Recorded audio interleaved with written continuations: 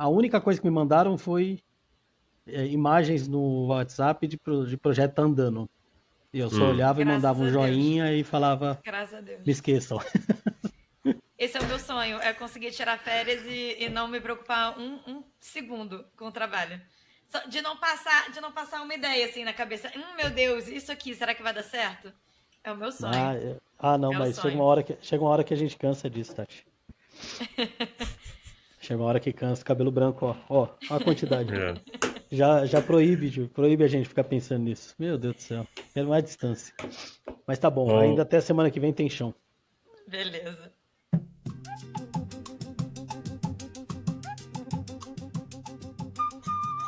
Salve, salve, amigos do design, estamos aqui para mais um episódio.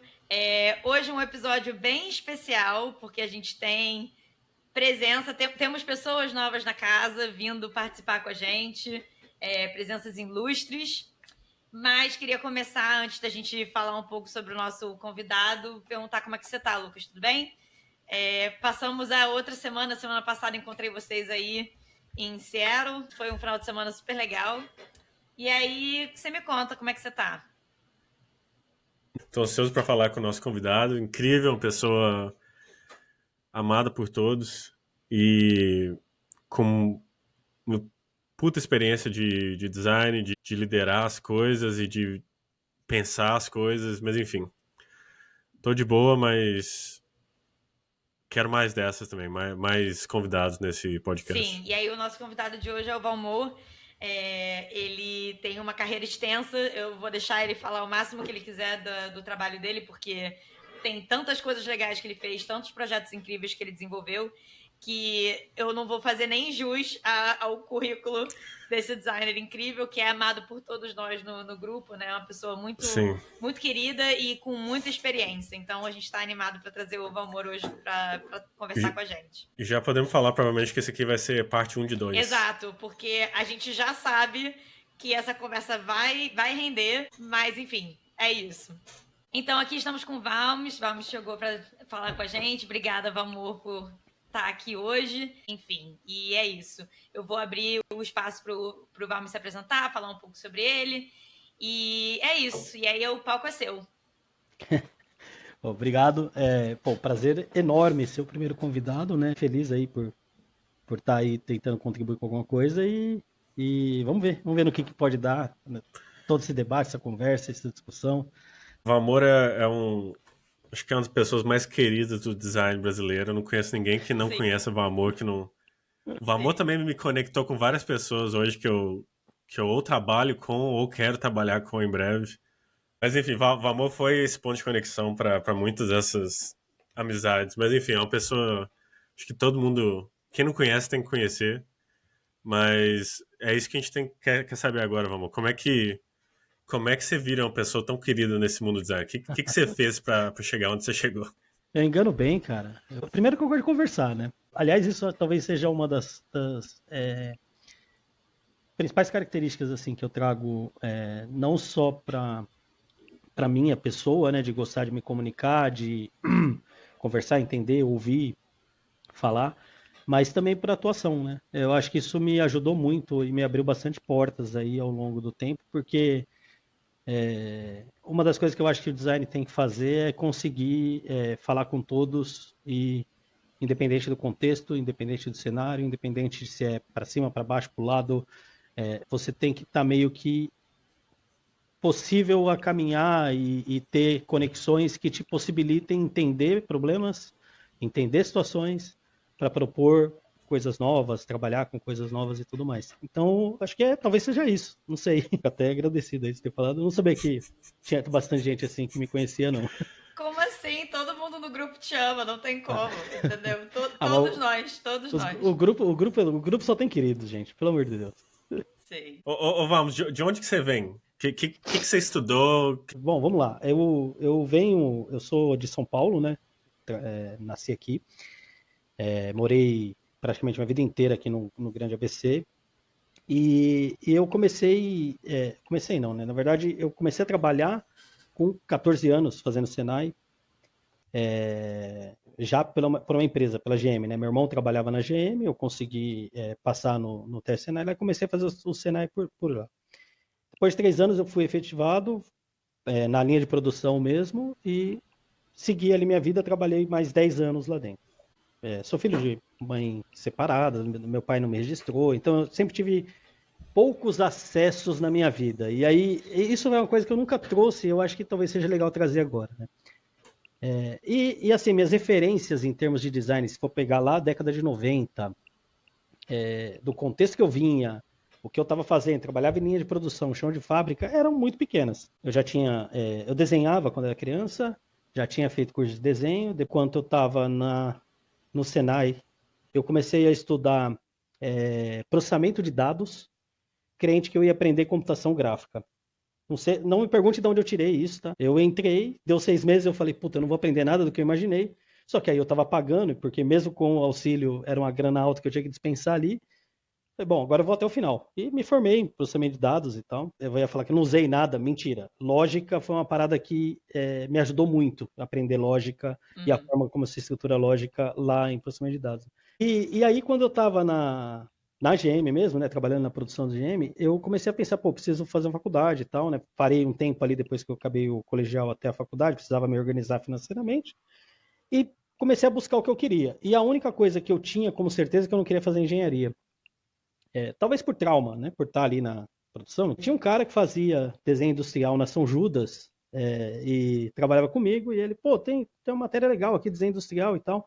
Desenho industrial, não quero fazer engenharia. Não, mas é diferente. Aí ele me mostrou um pouco do que ele estava estudando, só que ele estava no primeiro ano. Eu falei, meu, é isso mesmo que eu quero, né? Ficar desenhando, tá, beleza.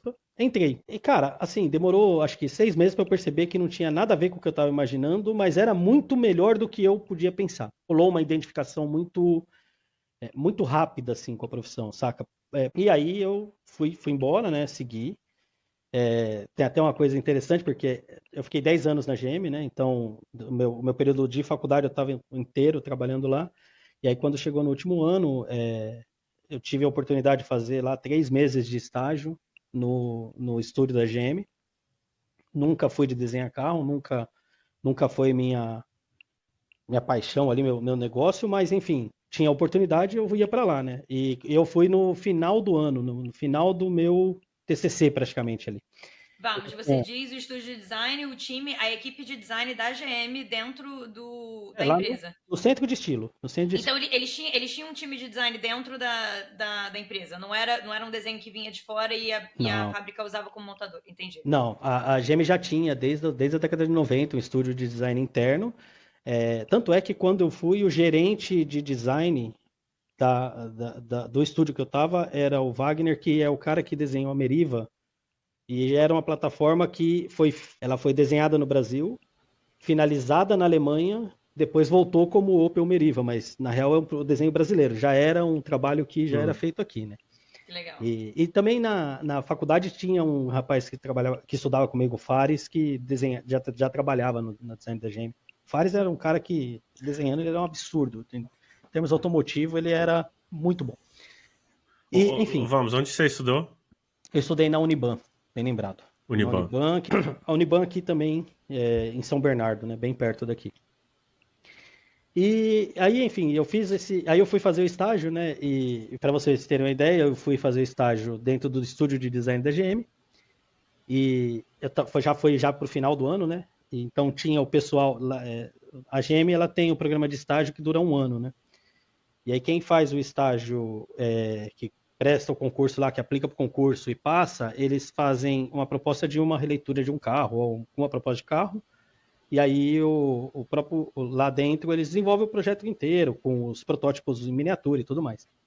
E quem estava fazendo o estágio lá estava fazendo protótipos deles já, né? E eu estava com o meu projeto já desenhado, resolvido, já estava me preocupando com o book, né? Só que precisava, com a monografia, só que precisava ainda fazer um protótipo, né? E sem recurso nenhum, eu fui com a cara e coragem, virei para os caras e falei que eu queria fazer um protótipo lá e ver se eles deixavam. E eles falaram, beleza, pode fazer então, a gente libera ali a oficina, o pessoal vai te ajudar. Eu até falei para eles que ninguém nem precisava me ajudar, que eu não queria ocupar o tempo deles. E tudo isso por quê? Porque o meu projeto de graduação era uma barraca de feira, não tinha nada a ver com Nada a ver carro. com carro.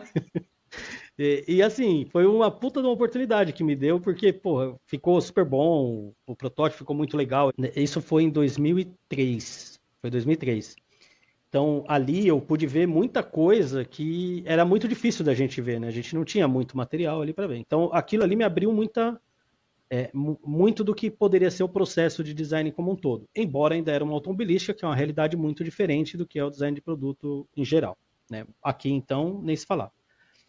E ok, passou esse período de estágio, eu voltei para a produção, não consegui ficar lá, né? Não consegui ser efetivado.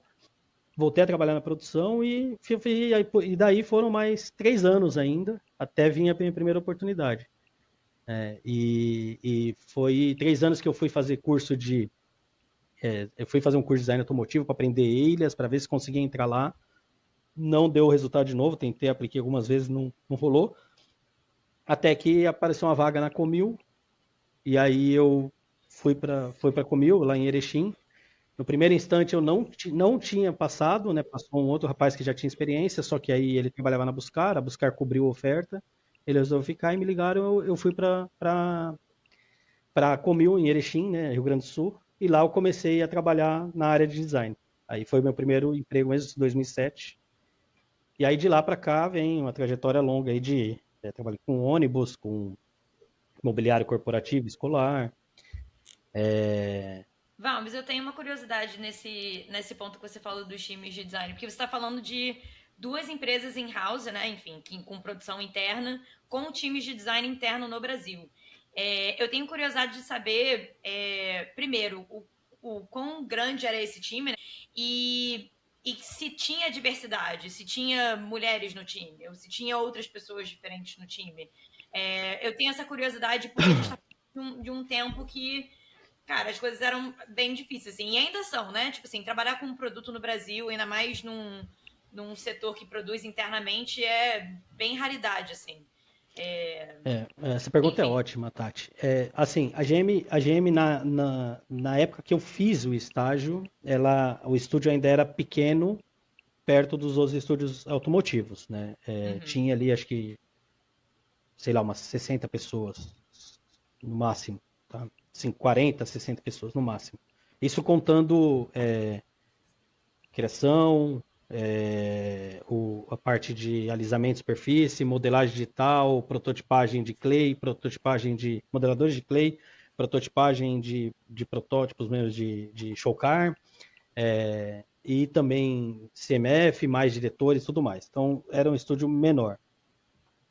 No período que eu tentei aplicar de novo para eles, que isso já foi em 2006, ela estava passando por um processo de crescimento, mas assim, não era um crescimento pequeno, porque foi um momento que a GM direcionou o Brasil como era 5 ou 6 centros, eu não vou lembrar agora de cabeça, mas era 5 ou 6 centros de desenvolvimento no mundo. Um dos Uhum. polos era o Brasil. E aí eles passaram para quase 300 pessoas. Tá? Aí era uma equipe extremamente grande, com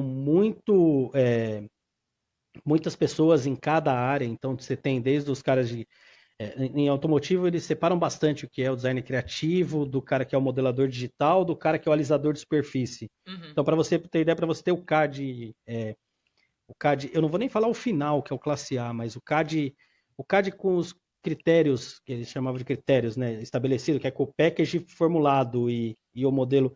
Para você chegar nesse CAD, você tem esses três profissionais, que é mais desenho e virtual, mais o pessoal do Clay com Uhum. equipes separadas, distintas mesmo. E aí, para você se mover dentro desses núcleos é mais difícil, inclusive, né? Porque você acaba se especializando mais. Sim, é um trabalho bem específico. Uhum. É bem específico mesmo. E assim, na época, principalmente na época que era menor, era pouca diversidade, né? Isso Uhum. era fato, assim. Não só com mulheres, tá? Mulheres, geralmente, isso se você reparar, talvez se você olhar, abrir o LinkedIn hoje, começar a olhar, você vai achar mais mulheres trabalhando em sketch ou modelagem de 3D, mas você vai ver que são poucas, e a maioria está em Sim. CMF. É. A maioria está em Color Dream. E Uhum. era assim também lá atrás, tá? Você via muito mais isso. Mas eu acredito que isso deu uma boa mudada, tá? Entendi. Isso deu uma Uhum. mudada, ainda bem, né? mas não tinha assim tanta diversidade e o perfil do designer de carro ele é muito específico assim, né? O pessoal que vai trabalhar com design de carro, eles têm um perfil quase que você vê eles andando assim na rua, você sabe quem é, né? O Lucas já tá rindo. Inclusive você O consegue. pensamento passou de um lado para o outro. Eu vi na tela. São poucos os que quebram um pouco aquele estereótipo, mas inclusive eu diria que até a especialidade que ele ocupa dentro do estúdio, você também já começa a perceber ele. Enfim, Sim. então era muito assim, tá? Era muito disso e eu acho que isso também contribuía. Na verdade, assim, hoje eu tenho certeza, né? Na época eu achava que isso também contribuía para ter essa pouca diversidade, né?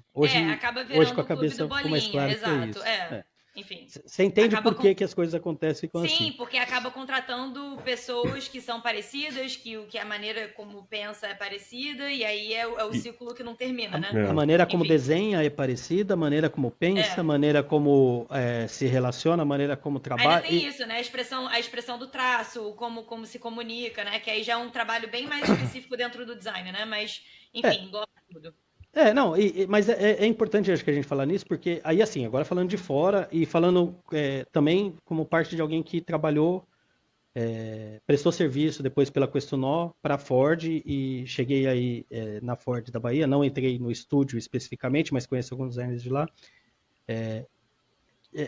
Isso vem mudando. Isso foi um trabalho, inclusive, que deu para perceber que as próprias indústrias olharam e falaram, cara, se a gente não mudar isso, a gente não vai conseguir caminhar, É. não vai conseguir andar. Sim. É simples assim. E eu acho que isso é legal de entender, sabe? Elas começaram a perceber finalmente que é bom pra grana, né? Porque eu acho que sempre ficou É nessa de isso. tipo, É isso. Sim. por que eu faria isso? Mas É isso. é porque você vai ter mais gente que entende um mercado mais abrangente, cenários mais abrangentes, workflows mais abrangentes. Então, Sim. você ficar todo mundo desenhando para ele mesmo, e é tudo esse clube de bolinha, não é bom no final das contas pra grana. Você quer vender para mais gente do que o cara que tá desenhando seu carro no dia a dia. Sem contar que, Mas, assim, tem pesquisas também que hoje apontam que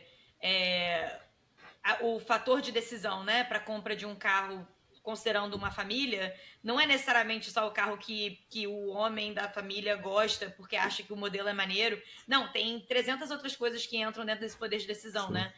Filhos, se vai ter espaço para botar carrinho, carregar as coisas das crianças. Geralmente quem dirige os carros durante o dia é a mulher que está levando a criança para o colégio e tal. Então tem um pouco dessa dinâmica também de compreender que não é um único usuário que está usando aquele produto, né? São múltiplos usuários dentro da mesma casa, né? E eu acho que tem também o grande impacto disso tudo. Tem as questões das mudanças comportamentais, né? Acho que a gente vem evoluindo enquanto sociedade e isso traz discussões que são importantes. Mas eu acho que a grande mudança disso tudo, ela vem do quanto a gente se digitalizou ao longo do tempo, principalmente pós popularização dos smartphones. Porque e aí eu vou trazer para todos, eu acho que não é nem só essa questão do ponto de decisão, Tati, mas a gente começou a entender que um produto, às vezes, ele consegue te entregar tão mais coisas em termos de experiência e de relações, que começou a ficar difícil você sustentar um carro que tem um acabamento melhor, tem um desenho, tem um som, tem um barulho de eu tô andando. Gente, não é só isso. Tem muito mais coisas que você começa a entender. Talvez o espaço do carrinho do bebê, ou quão inteligente é esse espaço, quão ele é capaz de gerar. Eu acho que isso também ajudou. E é muito na veia do que o Lucas falou. É uma questão de grana.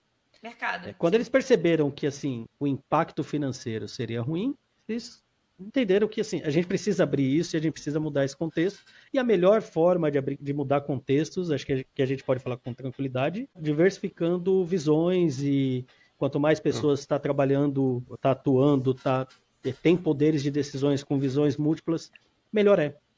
Porque quanto mais visões você tem, mais fácil da gente tomar melhores decisões. Sim. E quem que toma a decisão quando você tá desenhando um busão? Como é que era lá na Comil? Essa é boa. Cara, Isso o eu acho mercado de eu só ônibus. queria inteirar uma coisa nisso, porque, de novo, né, a gente está falando de empresas no Brasil, produzindo no Brasil e desenhando no Brasil, assim, que antes do grupo, da gente ter o DIBR, para mim eram realidades que eu não conhecia, assim, então acho muito louvável a gente justamente falar sobre esse assunto e trazer isso para a realidade das pessoas que estão ouvindo o podcast também, porque eu tenho certeza que existem alunos em faculdades no Rio de Janeiro, no Nordeste, em outras áreas que não são necessariamente o sul do Brasil, que é onde estão essas empresas, que não têm a mínima noção dessas realidades. Eu acho importante a gente falar desses casos e desses projetos que a gente usa os ônibus da Comil. Sim. E a gente não faz a menor ideia que isso é produzido no Brasil. Então, muito louvável, assim, da gente falar desses cases nacionais, assim. Não, bem legal isso e trazer esse ponto, Tati. Na Comil, quando eu entrei, tinha um designer que passou a ser o meu líder e um outro que era estagiário que trabalhava no protótipo que subiu pro design recentemente, e aí eu entrei como. Ele era tipo estagiário no design e eu entrei como designer e logo depois ele foi efetivado. Isso foi em 2007, né? Eu falei, e aí eu saí de lá em 2010. Em 2010 tinha mais 2 designers e um engenheiro que cuidava de superfície trabalhando dentro do estúdio. A gente conseguiu crescer o ambiente, mas era uma equipe mais fechada. E aqui, gente, eu vou falar um pouco da realidade da Comil, tá? Talvez a Polo seja um pouco diferente, mas Sim. o design de ônibus ele bebe muito da fonte automotiva, mas não é a mesma coisa. Ele é muito diferente. E é legal isso porque assim, ele traz diferenças que são substanciais assim na atuação, né? A primeira delas é a natureza do negócio, tá? Porque o ônibus a gente não vende para quem usa, não vende nem para quem paga e nem para quem legisla, né? A gente vende para um terceiro que vai usufruir de uma concessão de uma determinada linha para poder operar naquele local. E aí, por exemplo, parte das características do ônibus está relacionada à legislação que a cidade, que o Estado impõe, depois a legislação que a cidade impõe, porque tem isso, tem legislações sobre legislações. Aí está relacionado ao cara que vai comprar, o que é o dono da empresa lá, que ele tem a questão, talvez ele vai olhar mais para a questão estética do ônibus, e como que o negócio ali pode atender ele. Então, você tem um portfólio grande aqui do que me atende, ele está ali dentro daquele portfólio. E ele também vai estar olhando para a operação dele, né? Então, manutenção, quanto que esse ônibus pode ficar parado, que vai me dar prejuízo, também está envolvido ali, os funcionários dele, né? Quem vai dirigir, quem vai, sei lá, se é ônibus rodoviário, quem é o cobrador. E você tem o quinto elemento ali da história, que é o usuário mesmo, né? Que é quem vai pegar o ônibus, que vai sair 5 horas da tarde com tudo lotado, tendo que passar no meio de todo mundo, aquela confusão e tudo mais. O que então importa quando você está trabalhando com design para isso? Por quê? Porque aí no contexto do aprovar, desce o presidente da empresa para acompanhar o trabalho de design e ele está preocupado única e exclusivamente com a beleza que o produto vai ter. E a beleza do produto, ela está intimamente relacionada ao quanto elas parecem com os carros que estão andando na rua. Então você meio que tem quase que o que a gente falou do lance do estilo, mas já meio que encaminhado ali. E às vezes, assim, você traz propostas de soluções que melhoram o aspecto das pessoas que o pessoal nem liga, né? Tipo, o pessoal que está provando mesmo, legal, isso aí é bom, pode fazer. Se não for dar trabalho para a produção, se der para fazer, se não vai impactar em norma, pode fazer. Então vai muito do contexto que você consegue criar. O que eu sei, eu acredito que na Marco Polo é assim, o que eu sei que na Buscar era que, como você tinha equipes mais estruturadas e você tinha já um departamento de design com gerentes de design, diretor de design, essas pessoas traziam o contexto de uso, um contexto mais bem estruturado ali do que vai aprovar em design para si, né? E aí talvez se a discussão do desenho especificamente, da cara que o ônibus vai ter, ela ficava em segundo plano, ou se for ficar com o presidente, não tem problema. Se desce aqui é a prova, né? Mas tinha isso, tinha casos que eu presenciei pouco, mas aconteceu também. E o pessoal falou que antigamente era muito mais precisa aprovar uma nova padronagem de estofado para os bancos de ônibus rodoviário. A gente fazia lá algumas propostas, tinha que ter umas 3, 4 variações. Então chama lá a esposa do presidente para ela vir aprovar. Eu achava aquilo. Cara, Mas é maravilhoso. ok, enfim, é o contexto, né? Era, pelo menos era o contexto. Eu acredito que hoje já amadureceu bem isso, tá? De Uhum, novo, eu saí de lá em 2009, eu vivenciei pouco dessas situações, mas via e uhum. acho que isso já deve ter mudado consideravelmente, né? Porque já não cabe mais tantos preconceitos sobre como que atua a coisa. Vocês falaram de projeto, né? Eu participei de um projeto dentro da Comil, que é muito bom, muito legal e bem ilustrativo. A Comil fez uma parceria com a MAN alemã, né? Que faz caminhões e ônibus. Na época a MAN não estava com a fábrica aqui no Brasil, eles compraram a fábrica de caminhões e ônibus da Volks. Aliás, eu esqueci só de um contexto, tá? Tudo isso que eu falei antes do design de carroceria, de design de ônibus, é ainda para montar em cima de uma variação de 4, 5 chassis, Hum. porque esses chassis são de empresas específicas. Então é uma Uhum. salada assim o produto.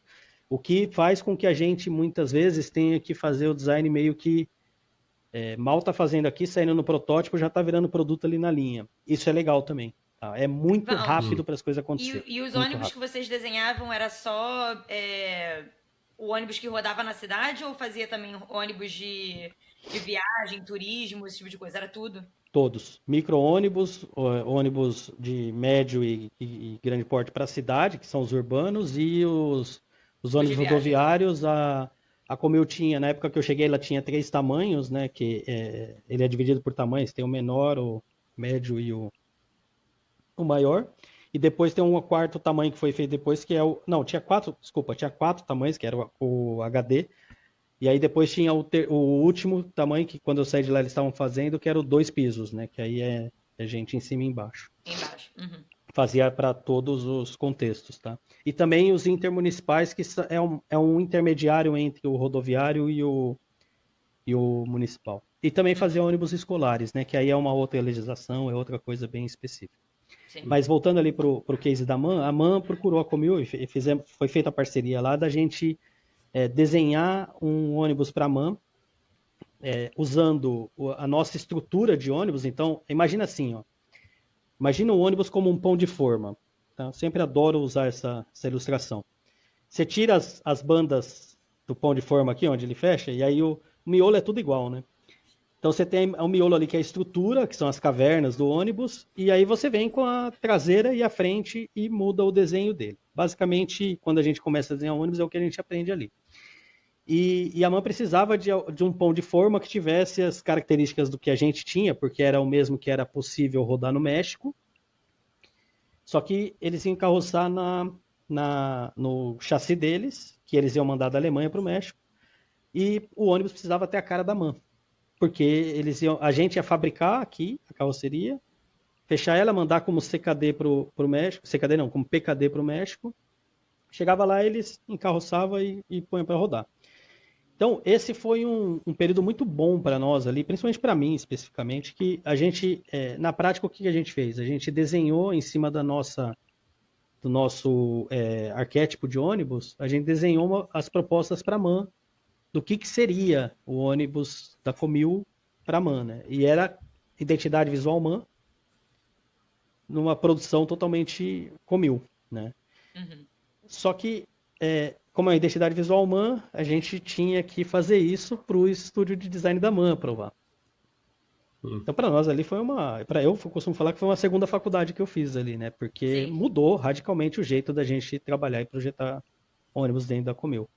O ônibus, eu não sei se vocês sabem, mas geralmente frente e traseira é feita tudo com fibra de vidro. E, Hum.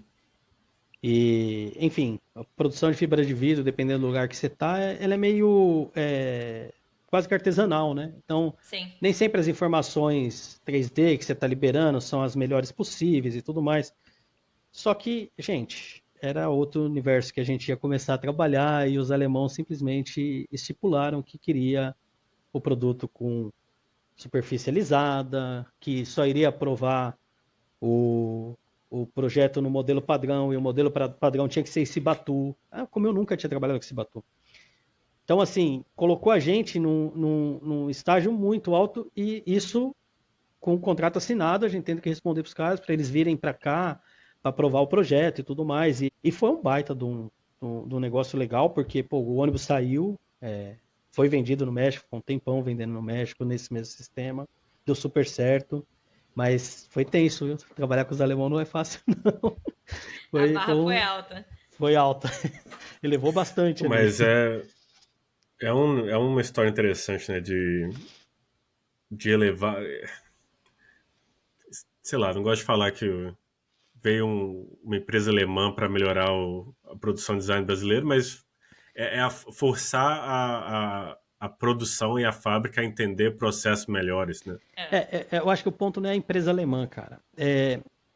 Isso para mim eu sempre tive muito claro, Lucas. É a maturidade de design que eles já trabalhavam e a gente ainda não trabalhava. E como eu acredito que isso foi sentido dentro da empresa também, porque eu reparei que muitas das coisas mudaram pós essa experiência. Uhum, Muito mesmo. claro. A gente chegou a ouvir o presidente um dia, no dia que eles estavam lá aprovando o modelo em Cibatu, cara, a gente montou o modelo em Cibatu, eu tenho fotos disso no meu portfólio de modelo Vamos, brancão, assim. explica para quem tá ouvindo aí o que é um Um Cibatu. Cibatu, Desculpa, obrigado, Lucas. Relaxa, Não. sem problema. Que é um PU de alta densidade, né? O Cibatu, ele na verdade é um PU, Cibatu é a marca, eu fico falando Cibatu, tá até errado. É a marca, ele é um PU de alta densidade, ele é extremamente compacto, né? Principalmente quando você vai para modelo padrão, ele praticamente você não vê porosidade nele. É duro, porém é muito fácil de trabalhar. É uma maravilha você usinar nele, lixar, enfim. É um tipo de material que te traz uma precisão muito grande da informação que você está trabalhando ali e ao mesmo tempo te traz versatilidade para poder ainda ser um material de design e de exploração de forma. E aí a gente apresentando lá para eles, ele tudo branquinho, pintado só com fundo opaco, com a buchinha lá para jogar água e ver como que o reflexo da coisa ia aparecendo e tal. E eu lembro como se fosse hoje, cara. A gente tava parado aqui olhando, o presidente encostou do lado, ficou olhando um tempinho. Bom a gente aprender como é que faz ônibus. E saiu. Saca? Tipo, ele ficou um tempinho olhando porque era o lance da maturidade que tava. Quando você não tem essa maturidade de design em si dentro da empresa, Uhum.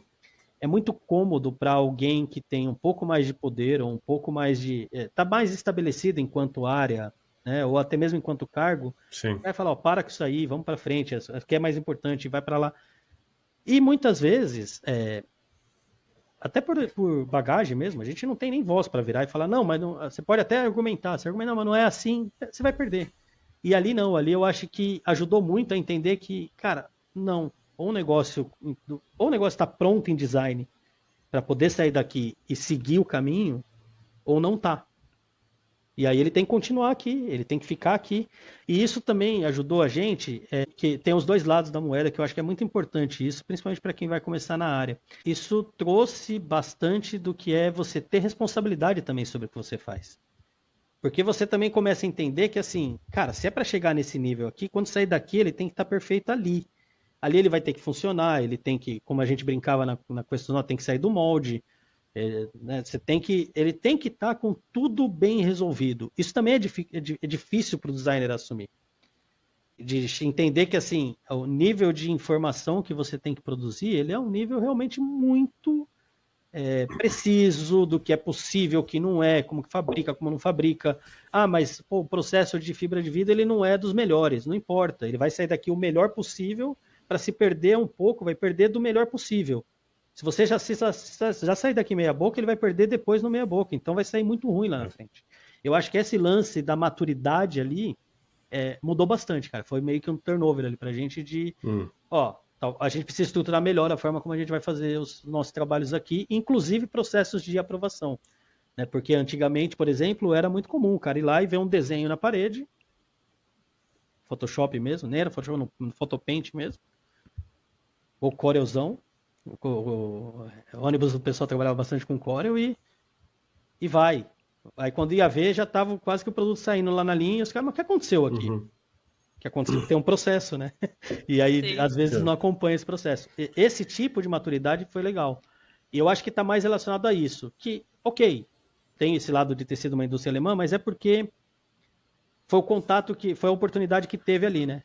Tanto é que, assim, para mim, embora eu não tinha experiência ainda, foi fácil eu entender o que eles estavam falando, porque eu tinha passado e tinha visto isso acontecendo, por mais que fosse por pouco tempo, dentro da GM. Então eu já via que tinha algumas coisas assim Sim. que a gente precisava evoluir. E Vamos, você saiu de lá direto pra Quest? não, não, Ah, tá. eu passei pela Plax Metal, que é a empresa que faz mobiliário corporativo e escolar. Hum, Ali foi um desafio bem diferente também, porque você falou de ser o único designer, né? Eu fui para lá para ser o primeiro designer lá, mas o objetivo era muito claro, era para montar um estúdio de design para eles.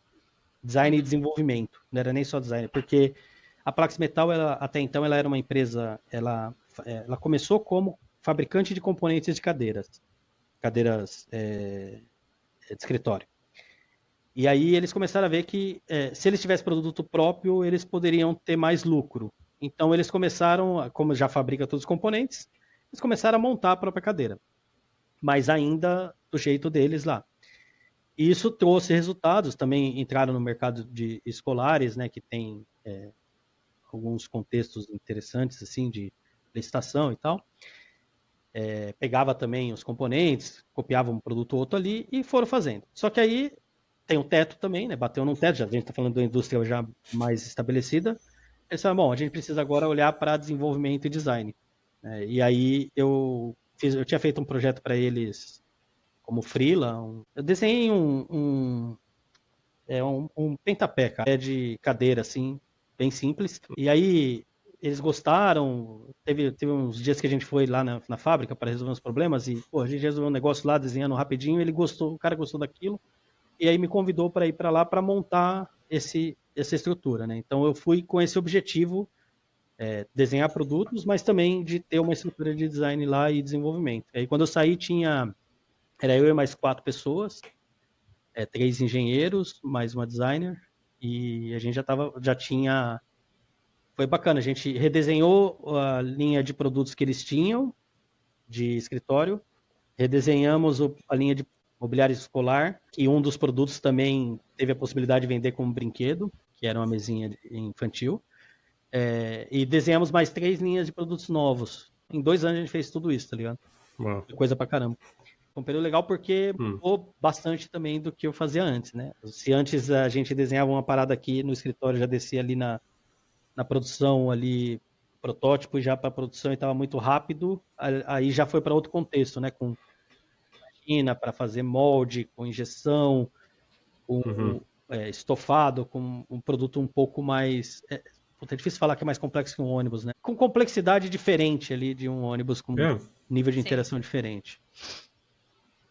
E montar um time também, né? Que É um um outro outro aprendizado também. é um outro desafio, né?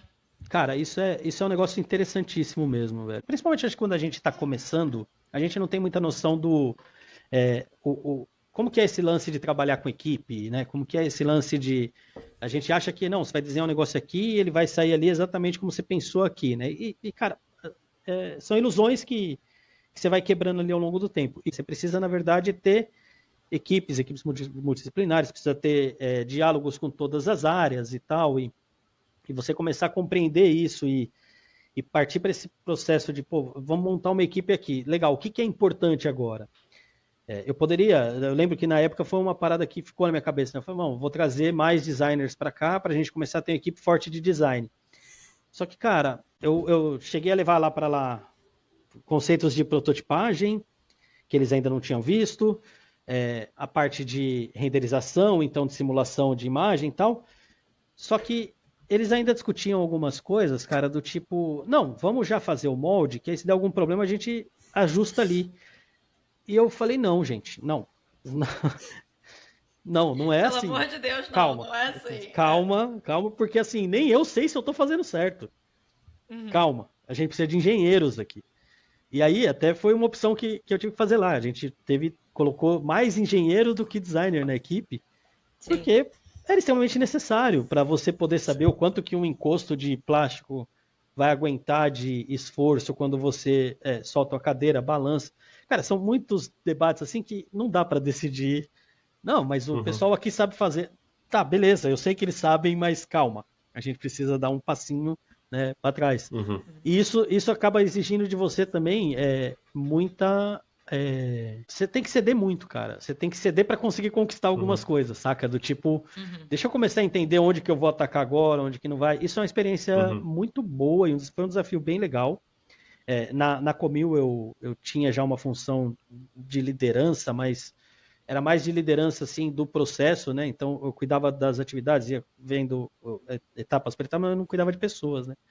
E aí já lá não, lá já ia ter que entrar para esse lance da montar time, liderar pessoas, mais a parte técnica, enfim, como eu estou começando, eu não podia me furtar de estar desenhando também. Foi complexo, mas foi um aprendizado muito legal, cara. Já que a gente está falando de trajetória, acho que tem uma parada que é importante, que assim, eu tinha noção de que o passo era grande quando eu saí da Comil para ir para lá. Inclusive tinha noção também que poderia ser por um espaço curto de tempo, vendo a empresa, entendendo o contexto.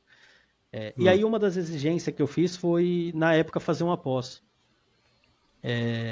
E eles me ajudarem com essa pós, não só pelo fato de grana em si, tá? Mas para também rolar um compromisso, saca? Do tipo, eles estão me ajudando, eu Uhum. estou fazendo, eu vou trazer coisas para cá, eu estou aprendendo, mas eu também vou trazer coisas para cá, porque eu sentia que eu precisava disso. E foi bem Uhum. importante, assim.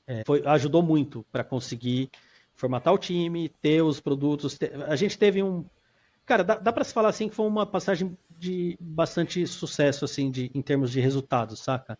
A gente, além desses projetos que eu falei, teve patente, foram mais de 5 patentes registradas. Um dos produtos abriu nova linha, que não ficou só no escolar, foi para vender para residência também, para casa. Foi um período muito bom, assim, e eu acho que está muito atrelado a isso, entender que, assim, o desafio era maior do que só o design, tinha esse lance de montar equipe, a gente tinha que entender quais eram as necessidades que a empresa tinha, e aí, em determinado momento, até abrir mão de trazer mais engenheiros, e principalmente ter ido buscar conhecimento fora também, né? Eu acho que atrelar isso foi uma parte importante para mim. E acho que trazer também o que você estava falando, né, Valmes, de trazer o processo em si, né, para dentro da empresa, né? Tipo assim, a gente precisa fazer prototipagem, a gente precisa encontrar maneiras de visualizar as imagens antes de ter o produto final. Eu acho que isso é importante também, né? Trazer essa sementinha para dentro de uma empresa que ainda não tinha esse conhecimento de design, né? Como você falou, né? Maturidade de design, e compreender que esse processo vai ajudar eles e vai ajudar a produção entrar num lugar mais seguro, né? De diminuir o risco, né? Do produto sair fora de padrão ou não estar dentro de requerimentos de segurança para uso, né? Enfim, acho que isso é um ponto importante também, né? Acho bem legal isso daí, Tati, porque tem duas historinhas de um mesmo projeto que é muito legal de contar aqui, que vale a pena a gente entender essa questão do processo e quanto é importante a gente levar a sério aquilo que a gente faz, né? Tem dentro do o projeto que eu falei que gerou patente, que abriu novos mercados, ele foi um projeto que eu lembro muito bem que no dia do briefing desse projeto, que eu recebi o briefing desse projeto, ele veio meio que de última hora, assim, mas enfim, ele estava na mesa e era para desenhar produtos escolares, né? Mesa e cadeira escolar.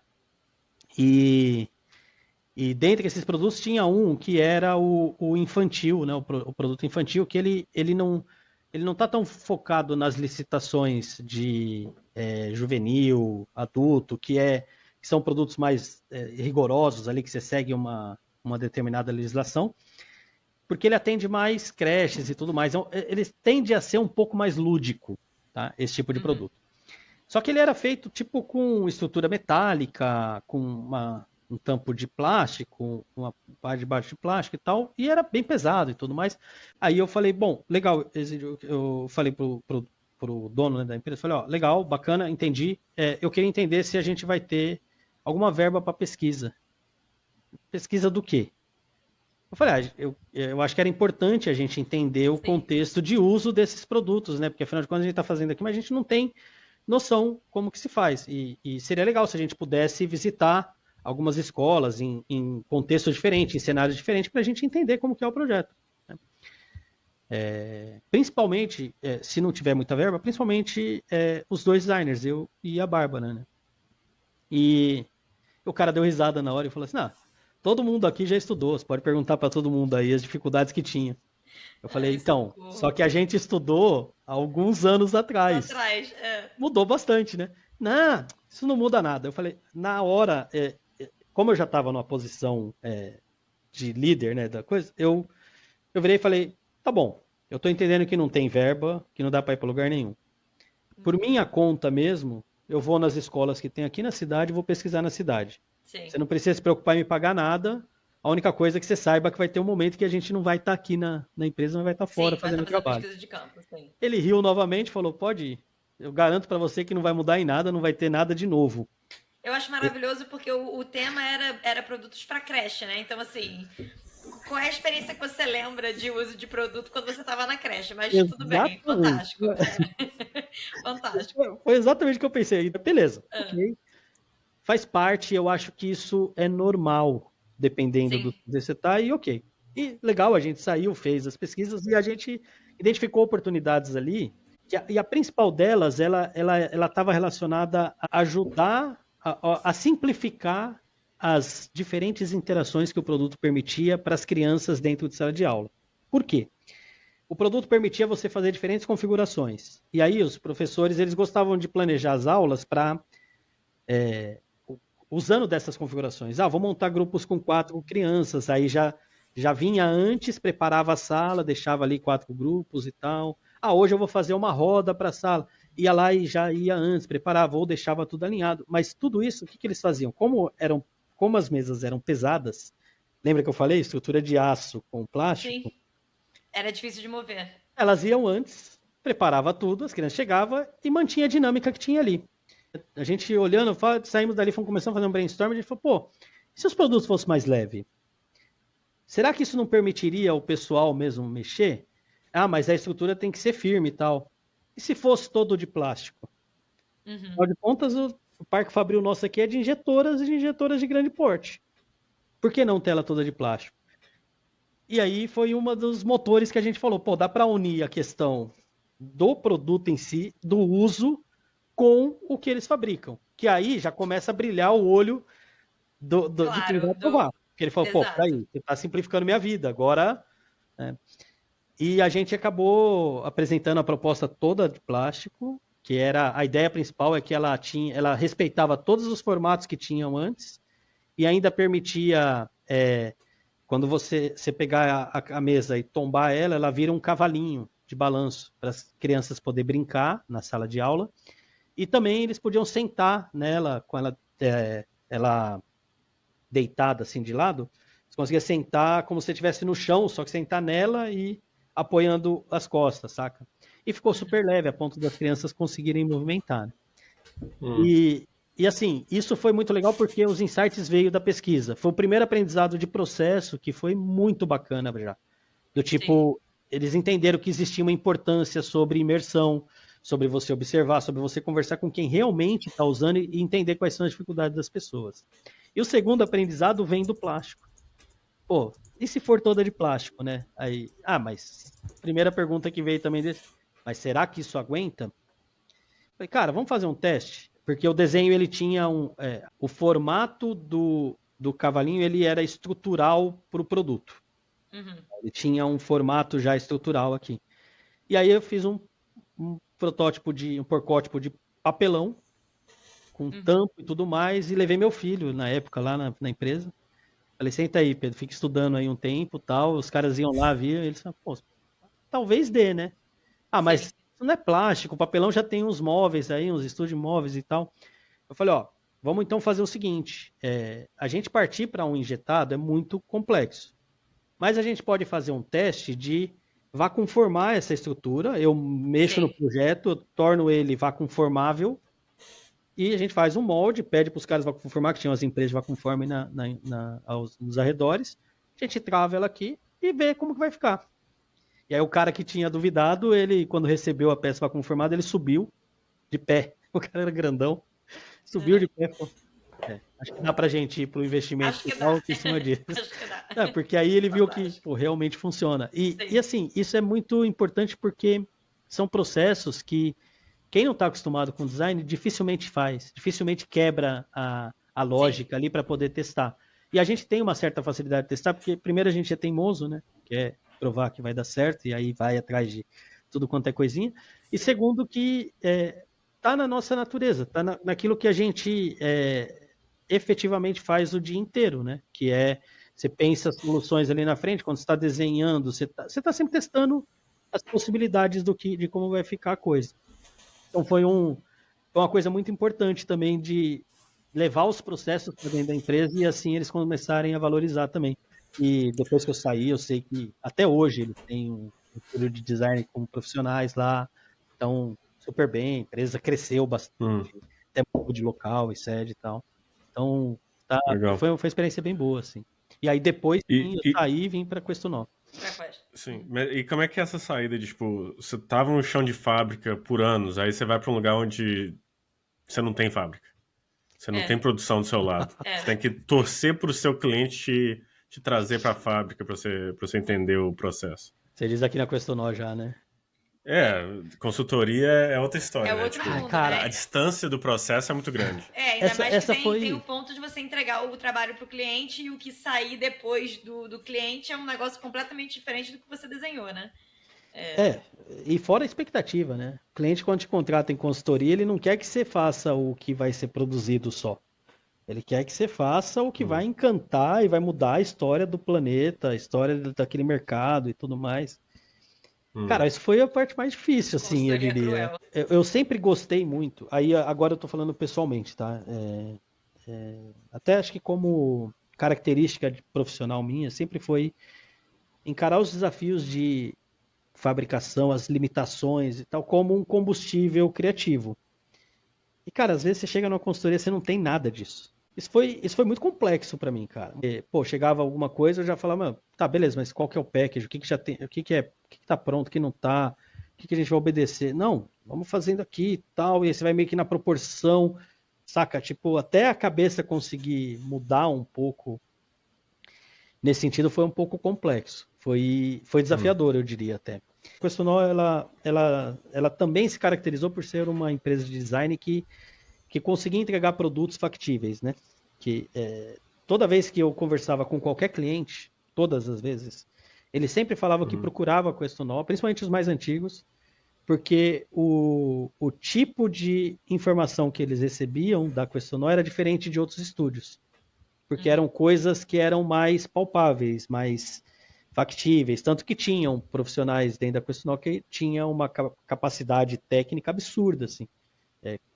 Quase que engenheiros e não eram engenheiros, eram designers. Acabou que eu consegui ir me adaptando de forma fácil nesse contexto, e eu acho que também eu peguei um momento muito bom da Questonol. Porque como ela estava passando a se tornar uma consultoria de inovação,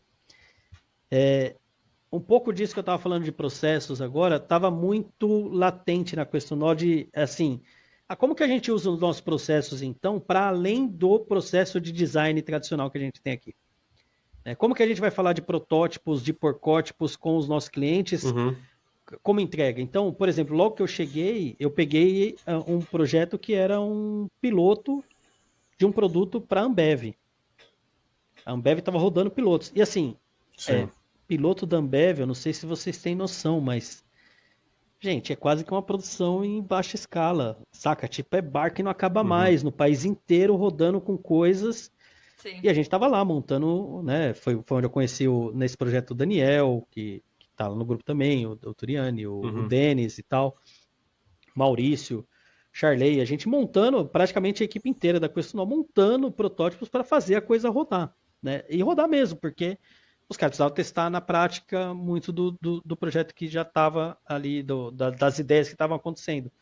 Como tinha migrado para esse escritório de inovação, então você precisava se provar também que aquela ideia que você estava dando, ela tinha fundamento, né? Então meio que isso também ajudou bastante, porque aí vai um pouco assim, eu já tinha meio que esse lado de explorar o design um pouco além, assim. Eu sempre gostei muito disso, de ver até onde a gente conseguia chegar. Eu nunca entendia, eu nunca consegui clarear isso como Isso também é estratégico, né? Só depois de tempo, quando está mais maduro, que você percebe, mas isso sempre teve muito assim na minha cabeça. E aí eu consegui me adaptar de forma fácil por causa disso também, porque aí cada projeto era um desafio novo. E também tem um outro lado, Sim. sim, quando eu entrei na Questonó, foi uma escolha, porque eu acabei sendo convidado para trabalhar na Questonó e também tem uma oportunidade na outra indústria de ônibus. E aí eu acabei escolhendo não, eu quero um desafio diferente, né, para ver se eu aprendo coisas novas, enfim. E aí eu meio que me forcei, né, cara, mas é diferente, cara. Eu confesso para você que às vezes sente falta de estar sentia a falta de estar vendo a coisa Na acontecer, fábrica. saca? Porque Mas, é difícil. foi um momento muito. É um momento histórico muito. Isso é o quê? Você tá falando início dos anos 2010, né? É, Provavelmente. 2013 quando eu voltei para cá, né? É. Metade de 2013 Pois quando eu é. voltei. Isso é o boom do design thinking, né? E aí que é todas Sim. essas empresas grandes chegando numa questão e falando: ouvi falar desse negócio, É isso aí. me ajuda a mudar meu mundo com o design. É isso aí. E foi um momento muito específico, eu acho que. Foi quando eu comecei também, onde tinha a venda do design como um catalisador de mudança. Eu acho que essas coisas devem ter mudado um pouco. Eu não sei como é que você vê hoje, você está numa empresa diferente e tal, mas foi um momento muito específico no mundo, né? Eu acho que hoje em dia faz tempo que eu não ouço design thinking mais como uma disciplina. Eu acho que deve ter empresa ainda buscando isso porque estão meio atrasada, mas eu acho que deu uma mudada grande, né? Deu uma mudada. Até esses dias eu tava lembrando que a McKinsey tinha um blog de design porque foi uma das grandes consultorias que ajudou a pavimentar isso que você está falando, né? E eles sempre lançavam pensamentos de novos comportamentos de design e tal. Esses dias eu falei, cara, nunca mais chegou nada da McKinsey. Por quê? Fui procurar o blog de novo, a última matéria de 2022. Ou 23, alguma coisa assim. Eu acho que esse boom, ele meio que, não é que ele sumiu, mas talvez ele não tenha se consolidado como se imaginava que ele se Eu concordo. consolidaria. Eu acho que a proposta era incrível de conseguir vender o design de alguma forma, mas ela não se cumpriu em todos os casos, né? Então, acho que rola um pouco de uma decepção também do mercado. Mas aí, Tati, eu proposta, acho né? que tem um motivo para isso. E o Sim, sem motivo para mim dúvida. é muito claro, que é o lance da maturidade das empresas enquanto design. Porque quando também uma empresa contrata uma consultoria com essa proposta de pô, o design é o grande catalisador das mudanças, vai inovar tudo e vai trazer, ele meio que está meio não, na prática, né? Literalmente está terceirizando a responsabilidade por mudar coisas que você tem que mudar. E É. bem Sim. ou mal, o design thinking também ele tinha essa proposta, né? A proposta não era ficar no design. A proposta Sim. era levar para as empresas. Só que eu acho que faltava um elemento chave que eram as equipes de design ou o design dentro das empresas já com uma característica de estratégica, com robustez, sabe? Profissionais ou É. estrutura mesmo de design, verba para isso, para você poder ir para esse lugar. Porque, vamos ser honestos, eu acho que também tem um outro lado que, assim, você encarar o design como um catalisador de mudanças ou como processo capaz de conduzir alguma mudança, ok. Você jogar tudo isso na mão do designer não vai acontecer. Não Sim. vai Não, acontecer. É simples assim. ainda mais se você não der o espaço também, né? O espaço que eu digo, né? A estrutura para fazer acontecer. Porque o designer pode vir. Que aí vem a minha. Sei lá.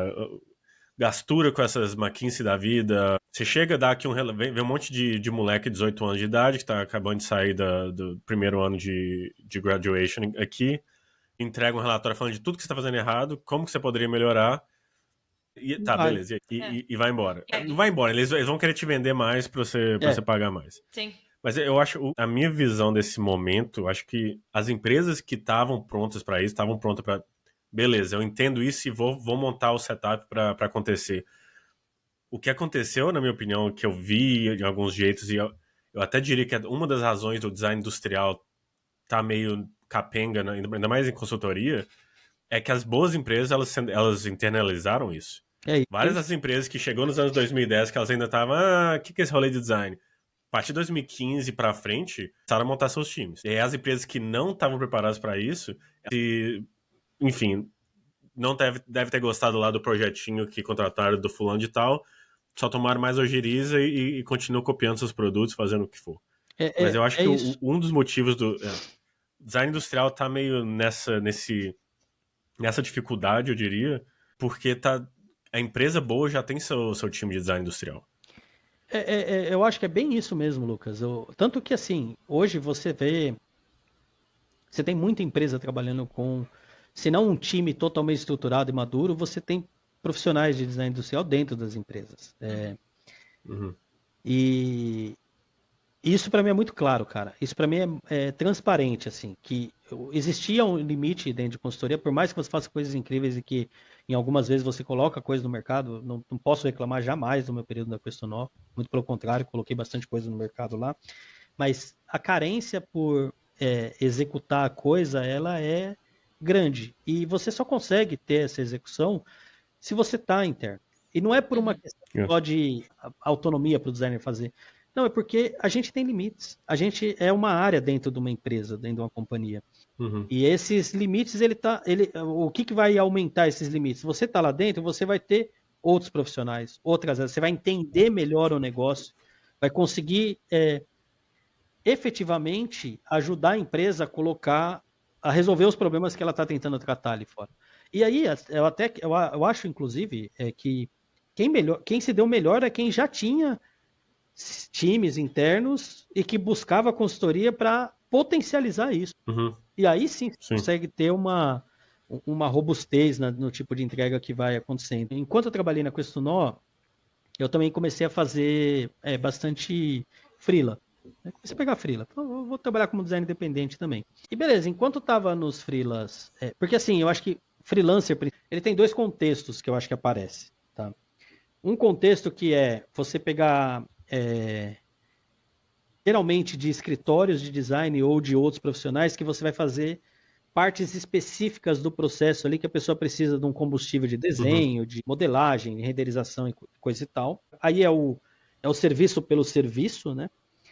Ou você pode pegar algum case de design que vai aparecer. É mais difícil, tá? Eu não estou falando aqui que é uma coisa fácil de acontecer, mas acontece. Eu dei muita sorte quando eu comecei a fazer os freelas, porque eu peguei alguns cases completos de design. De verdade. Tipo, a empresa me procurou apresentando a capacidade, a tecnologia que eles tinham.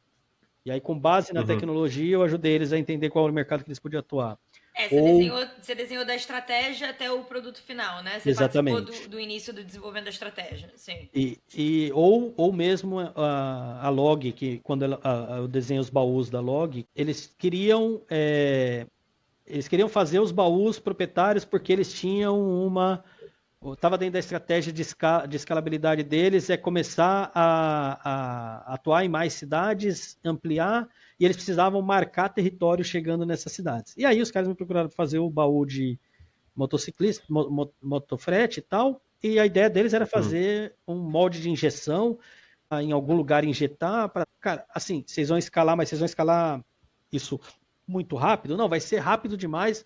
A gente pretende, em 3 anos, estar com 5 mil mototáxis. Eu falei, então, 5 mil em injeção, em 4 meses está pronto todos os seus produtos para 5 anos e seu investimento vai ser altíssimo. O cara assustou.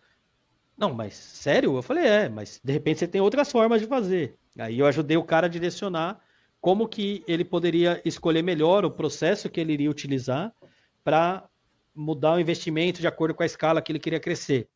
Eu comecei a entender ali que, assim, eram contextos que um tinha a empresa, tinha a unidade fabril, outro não tinha unidade fabril, mas tinha uma dificuldade, tinha uma questão física, outro que queria aumentar o tipo de negócio. Eu comecei a perceber que, assim, cara, não é só desenhar a solução e achar que ela tá maravilhosa porque ela vai sair do molde. Tem uma parada de negócio aqui que o penso ele vai além da entrega do pacote de entrega de design que eu estou fazendo, né? Para logo eu entreguei um book para os caras, mas o mais importante da entrega foi a primeira parte, quando eu ajudei eles a definir qual a metodologia de projeto que eles iam fazer, e apresentar às empresas que poderiam fabricar para eles, porque simplesmente o negócio dos caras era um outro. Eles não tinham o know-how daquilo. E tá tudo certo, tá ligado? Porque realmente não era de onde eles ganhavam Sim. dinheiro.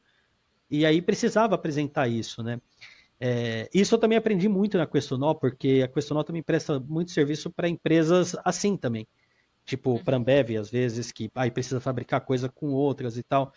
Esses desafios, eles saem um pouco desse contexto só do industrial design extremamente tradicional. E aí, cara, é, se a gente não virar um pouquinho a chavinha, a gente tende a voltar e querer ficar só desenhando os produtos ali conforme a indústria fabrica e tudo mais, né? E eu acho que tem muita relação com isso aí também do tipo, pô, tá vendo?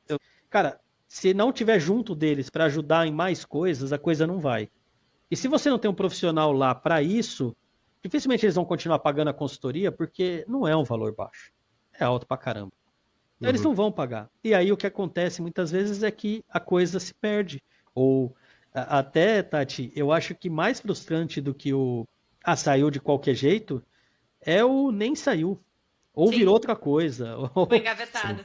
Exato. E eu acho que entra um pouco nesse lugar, né? Assim, a consultoria, pelo menos eu vejo que tem alguns cases que ela funciona muito bem, e em outros lugares ela fica capenga, assim, né? Porque no final das contas é o que você está falando, né, Val? Mas assim, é, não existe tempo hábil para uma consultoria aprender um processo inteiro de uma empresa in-house. Então, Não tem. você tem um time interno que está vendo aquilo todo dia, condensa um pouco aquela informação e passa aquela informação muito mais bem acurada, né, para a consultoria poder agir, né?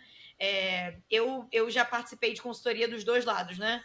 De estar recebendo o trabalho de uma consultoria e de estar fazendo o trabalho da consultoria para um cliente. E é bem isso, assim. Os casos que eu vi, pelo menos com a GE, que deram certo, foi justamente uma empresa que compreendeu que trabalhar com o time interno da GE faria sentido para entregar alguma coisa de valor, né? E quando o cara chegava já com aquela soberba de somos a consultoria, a gente sabe o que a gente faz, nosso processo é incrível, era justamente os projetos que eram engavetados, porque É. a gente sabia que aquilo não ia sair daquele jeito, não fazia sentido para a Eu, marca desenhar daquela forma, né?